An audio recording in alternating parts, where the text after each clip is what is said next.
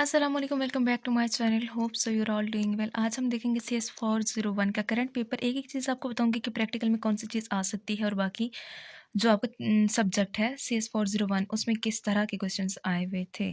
बहुत से स्टूडेंट्स का एक क्वेश्चन होता है कि किस तरह से प्रैक्टिकल का पेपर किस तरह आता है, बाकी पेपर किस तरह आता है, या कोडिंग वगैरह आती है नहीं आती होती, क्या क्या होता है।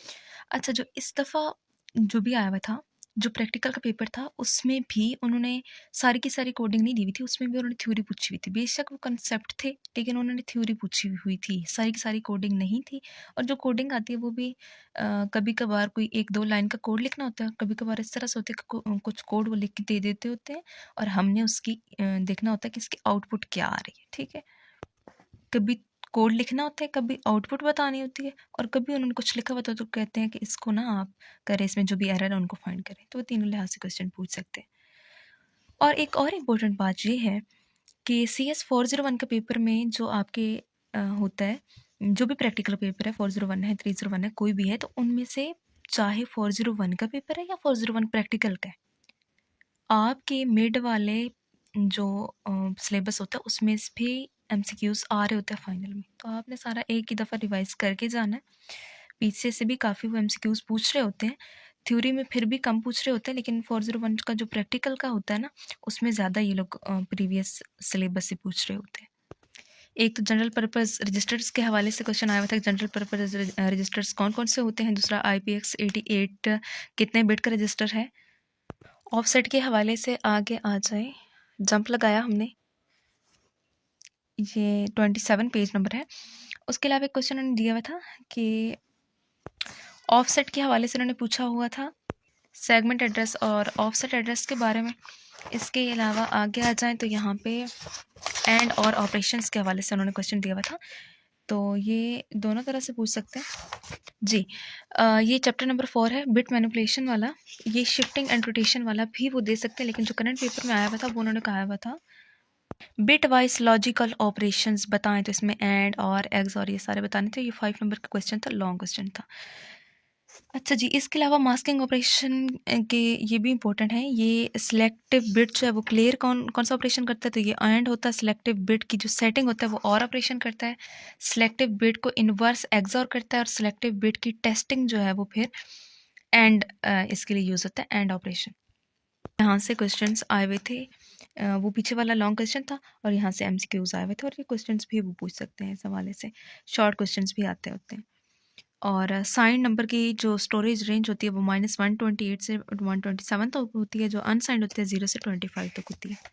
अगर चैप्टर नंबर 5 सब रूटीन वाला चैप्टर है, इसमें उन्होंने कुछ ऐसी चीज़ नहीं पूछी हुई थी, लेकिन वैसे मोस्टली वो पूछ लेते होते हैं कि लीफो जो है वो स्टैक जो है वो किस बेस पे काम करता है।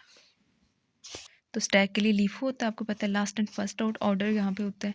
और इसके लिए कौन कौन सी स्टेटमेंट्स यूज़ होती हैं? पुश होती है, पॉप होती है, और कॉल होती है। पुश के लिए हम SP-2 जो इसका फार्मूला है वो यूज़ करते हैं, और पॉप के लिए SP+2। और पता तो है आपको, फर्स्ट एंड लास्ट है फीफो, तो जो पहले करेंगे उसको लास्ट में हमने निकालना है, पॉप करना है। आगे कॉलर और कॉली का कंसेप्ट है। कॉलर वो होगा जो कॉल करेगा, और कॉली वो करके जिसको कॉल की जाएगी, सिंपल। बाकी उन्होंने एक आस्की कोड के हवाले से दिया हुआ था MCQs। अगर कोई MCQs मुझे यहाँ से ना मिला तो मैं वैसे ही आपको बता दूंगी कि उन लोगों ने क्या चीज़ पूछी हुई थी। जो जो मुझे यहाँ से मिलता जा रहा है मैं आपको बताती जा रही हूँ। स्क्रीन पे इनिशियलाइज़ करने के लिए 0720 को हम यूज़ करते हैं, यहाँ पे लिखा हुआ है। जो उन्होंने यहाँ से MCQs दिया हुआ था, उन्होंने दिया हुआ था कि कितनी इंस्ट्रक्शंस होती हैं, स्ट्रिंग इंस्ट्रक्शन जो कि हम यूज़ करते हैं। तो 5 इंस्ट्रक्शंस होती हैं, या आप इनके नाम भी याद कर लें, वो नाम भी पूछ सकते हैं। 5 इंस्ट्रक्शंस होती हैं, स्टोस, LODS और CMPS। ये सारी आपने देख लेनी है एक दफ़ा, क्या क्या काम होता है इनका। ये आपने बहुत इंपॉर्टेंट है, ये पाँचों के पाँचों यहाँ से आपने देख लेना है। यहाँ से काफ़ी सारे MCQs आए हुए थे। और एक मेन चीज़ जो होती है कि अगर DF जब क्लियर हो जाता है तो DI में इंक्रीमेंट होता है। जब DI में इंक्रीमेंट होगा तो SI में डिक्रीमेंट होगा, 1 या 2 का। जब DF सेट होता है तो DI जो होता है वो डिक्रीज हो जाता है, डिक्रीमेंट होता है उसमें 1 या 2 का। तो ये यहाँ पे डिटेल लिखी हुई है, ये आप पढ़ेंगे तो आपको समझ आ जाएगी। एक और चीज़ कि REP यहाँ पे यूज़ होता है, और यहाँ पे जो है वो LODS में यहाँ हम यूज़ करते हैं लूप्स। बाकी आपने ये सारा पढ़ना है। जो जो आए हुए थे मैं आपको वो बताती हूँ। रैप के प्रीफिक्सेस के उन्होंने नाम पूछे हुए थे। रैप के प्रीफिक्सेस ये हैं REPE एंड REPN। ये आपने देख लेना कि किस किस काम के लिए यूज़ होती हैं। आगे आप लोग यहाँ पे देखें MOVS, तो इसका भी पूछ सकते हैं कि इसकी कितनी फॉर्म्स होती है। इसको भी दो होती हैं, MOVSB एंड MOVSW। बी से बाइट होता है और W से वर्ड होता है। मूव स्ट्रिंग बाइट और मूव स्ट्रिंग वर्ड। और एब्रीवेशन भी काफ़ी दफ़ा वो लोग पूछते हैं। एब्रीवेशन तो आपको नॉर्मली तो सब स्टूडेंट्स को एब्रीवेशन के हवाले से पता ही होता है। अगर नहीं पता तो इसको भी याद रख लें, क्वेश्चंस दे सकते हैं वो लोग। बाकी यहाँ से उन्होंने कुछ ऐसी चीज़ नहीं पूछी हुई थी। मेनली यहाँ पे इन्होंने सारी चीज़ें कवर की थी कि इंट 1 क्या करता है, इंट 0 क्या करता है। ये सारे आपने सही से देख लेने। इंट के जितने भी आ रहे हैं ना, इसके टोटल 5 ही बनते हैं 0 से 4 तक। तो ये आपने तीनों को सही से रट्टा लगा लेना है।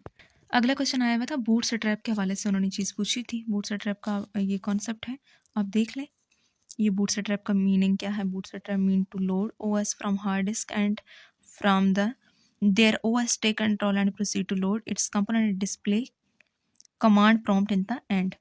और इसके दो इंपॉर्टेंट प्रोग्राम्स होते हैं। OS होता है जो कि हाई लेवल का होता है और बायोस होता है BIOS। तो इन दोनों के हवाले से भी आपने डिटेल पढ़ लेनी है। OS क्या होता है और BIOS क्या होता है। IBM के हवाले से आप देख लें कि IBM stand for international business machine mechanism. Next question उन्होंने पूछा हुआ था कि कौन सी जो होती है स्ट्रिंग जिससे हम कौन सी स्टेटमेंट हम यूज़ करते हैं स्क्रीन पर स्ट्रिंग को प्रिंट करने के लिए। तो ये इंट 10 सर्विस 13 ये वाला क्वेश्चन आया हुआ था। प्रिंट करने के लिए कौन सा यूज़ करते हैं। और एक और इन्होंने उसका कॉन्सेप्ट आगे आ रहा है कि हम लोग किस तरह से रिस्टोर करने के लिए कौन सी रिस्टोर और अपडेट करने के लिए कौन सी की हम यूज़ करते हैं, कीज़ कौन सी यूज़ करते हैं, पिन्स कौन सी यूज़ करते हैं। ये सारी चीज़ें उन्होंने पूछी हुई थी। IRQ स्टैंड फॉर क्या होता है, इसकी एब्रीवेशन क्या और कहाँ से स्टार्ट होती है। 0 से 7 तक होती है। और IRQ के हवाले से भी जितने क्वेश्चन 0 से लेकर 10 तक, 10 तो वीडियो के लिए यूज़ होता है। फिर आगे कौन सा कैमरे के लिए यूज़ होता है, पैरेलल के लिए, पैरेलल पोर्ट्स के लिए कौन सा यूज़ होता है। ये सारी जितनी भी इसके हवाले से ना, पोर्ट्स के हवाले से और RQs के हवाले से, ये सारी चीज़ें आपने पढ़नी है। ये इनमें से बहुत ज़्यादा MCQs और क्वेश्चन इन्होंने बार बार एक ही चीज़ में से उठा के दिए हुए थे। फिर टाइम इंटरवल के हवाले से एक छोटा सा MCQs था। फिर आगे पेज नंबर 128 है। इन्होंने ब्रेक पॉइंट के हवाले से एक MCQs दिया हुआ था। शॉर्ट बता रही हूँ ताकि आप लोग का टाइम वेस्ट ना हो। जो है डायरेक्टली उस पेज पे जाकर आपको बता रही हूँ। नेक्स्ट क्वेश्चन है कि 0 से 7 तक जो RQs होते हैं उनमें से हाई प्रायोरिटी किसकी होती है। हाई प्रायोरिटी इंटरप्ट कौन सा होता है, तो वो RQ 0 होता है जिसकी हाई प्रायोरिटी होती है। एक मेन चीज़ ये भी लिखी हुई है, the space where all registered of the task are stored is called process control block. और जो क्वेश्चन आया हुआ था वो यहाँ से आया हुआ था कि int 8 that is saving and restoring the register is called the scheduler and whole event is called context switching। तो इन दोनों चीज़ के हवाले से पूछ सकते हैं कि जो होल इवेंट की होती है वो कौन सी, जो होल इवेंट को स्केड्यूल कर रही होती है उसको हम क्या बोलते हैं। नीचे डिफरेंट उनके हो सकते हैं ऑप्शंस। और जो क्वेश्चन आया हुआ था वो ये था कि सेविंग और रिस्टोरिंग रजिस्टर्स के लिए कौन सा इंटरप्ट यूज़ होता है। तो ये इंट 08 है। ये बायोस का जहाँ तक अंडरलाइन होगा वह आपने इसको भी एक दफ़ा पढ़ लेना है। और एक और MCQ उसमें दिया हुआ था कि पैराग्राफ कितने बिट का होता है। डिवाइस ड्राइवर के हवाले से भी एक MCQ आया हुआ था। और उसके अलावा ये चीज़ इंपॉर्टेंट है, इसके हवाले से उन्होंने क्वेश्चंस किए हुए थे। तो ये आपने बिल्कुल याद रख लेना कि फर्स्ट पे कैरियर डिटेक्ट होगा, फिर उसके सेकंड पे रिसीव डेटा होता है, थर्ड पे ट्रांसमिटेड डेटा होता है। और जो चीज़ उन्होंने पूछी हुई थी वो पूछ रहे थे कि request to send. Next question वो ये भी पूछ सकते हैं कि what are port parameter in AL। तो ये फॉर है baud parity, parity, stop bit और बिट डाटा। अच्छा, एक और क्वेश्चन इंटेल और मेट्रोला, इन दोनों के हवाले से आपने पढ़ लेना। ये बहुत बहुत ज़्यादा इंपॉर्टेंट है। और ये बिट्स के हवाले से वो कितने बिट का होता है, ये रजिस्टर कितने बिट का होता है, तो ये तो हर जगह पे आपको पता ही पूछा ही जाता है। तो इसमें भी उन्होंने पूछा हुआ था, ऑलरेडी बता भी चुकी हूँ आप लोग को। और जहाँ पे कुछ लिमिट्स वगैरह दी हुई है कि ये इतने कॉलम का होता है, वो इतनी रोज़ का होता है, या इतनी लाइंस का होगा, इतने कैरेक्टर्स होंगे, इस तरह की अगर चीज़ कहीं भी आती है तो वो भी इन लोगों ने पूछनी होती है लाजमी, इस तरह की चीज़ें। तो फिर आगे से ये वाला इम्पोर्टेंट है, वैसा लीनियर फ्रेम बफर के हवाले से उन्होंने एक क्वेश्चन दिया हुआ था। 16 में कोई ऐसा क्वेश्चन नहीं है, तो 17 में ये मोटरोला 16 प्रोसेसर बहुत ही इम्पोर्टेंट है, ये भी आया हुआ था। और सन स्पार्क्स के हवाले से भी एक उन्होंने दिया हुआ था MCQs, और यहाँ से ये लोग शॉर्ट्स भी पूछ सकते हैं, ठीक है। तो हमारे यहाँ सिलेबस हो गया कवर, और हमने 10 मिनट में सारे जो पूरी बुक का जितना भी निचोड़ था वो हमने देख लिया। ये आप लोगों ने अच्छे से तैयार कर लेना है, इंशाल्लाह ताला आपका पेपर बहुत अच्छा हो जाएगा। Best of luck and thanks for watching.